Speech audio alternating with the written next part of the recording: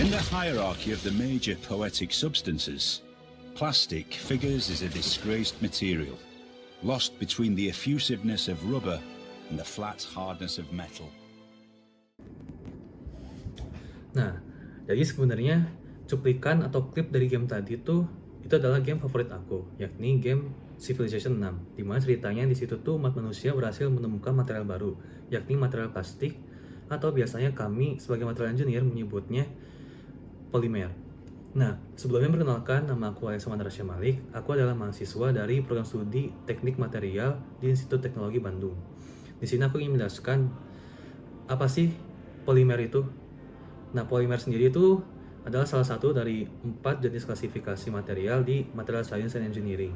Polimer terdiri dari 2 kata, yakni poly dan monomer.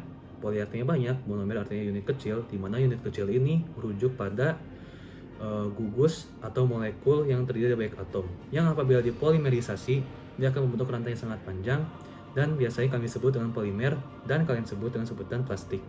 Nah, yang pengen aku tekenin dari video atau klip sebelumnya itu tuh sebenarnya kita ini lagi hidup di zaman polimer, karena begitu umat manusia menemukan polimer, kita tuh menggunakan material polimer dengan skala yang besar, dan skala yang besar itu akan meninggalkan jejak yang akan bertahan lama di muka bumi, seperti halnya pada zaman batu, zaman perunggu, dan zaman besi. Dan akhirnya di zaman ini kita hidup di zaman polimer. Nah, tadi kan disebut kalau misalnya polimer ini tuh digunakan dengan skala yang besar, artinya bisa kita temukan di mana-mana kan di zaman ini. Nah, kalian kira kan polimer itu adalah suatu material yang berbahan plastik, misalnya kayak main-mainan atau plastik, kantong plastik, atau plastik lainnya. Nah, cuman sebenarnya lebih dari itu.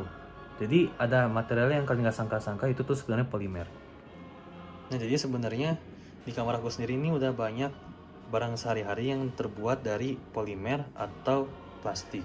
Contohnya ini ada gelas minum. Jadi gelas minum ini itu terbuat dari propilen, dan FYI angka 6 itu menandakan jenis dari polimernya. Terus ada sarung tangan lab terbuat dari latex, ada jas hujan terbuat dari PVC, ada kantong plastik, dan juga ada senar gitar nilon. Nah, jadi bisa dilihat tadi itu barang sehari-hari kita itu baik yang terbuat dari material polimer atau plastik, dan juga jenisnya tuh macam-macam. Nah, jadi itu tuh berdasarkan jenisnya macam itu berdasarkan kebutuhan akan performa dari material tersebut. Nah, kalau misalnya kita trace back dari tertarik dalam material, berarti dia tuh ngaruhnya ke proses. Di polimer sendiri itu tuh kalau di garis besar tuh ada 3 macam proses, yakni ada adisi, terus ada kondensasi, dan juga ada emulsi. Nah, terus juga proses dari polimer ini tuh relatif lebih mudah daripada material lainnya.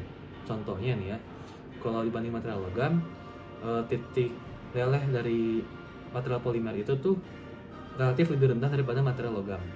Jadi otomatis kan biaya untuk produksinya lebih murah. Terus dia lebih baik diproduksi, akhirnya bisa digunakan secara skala besar oleh umat manusia.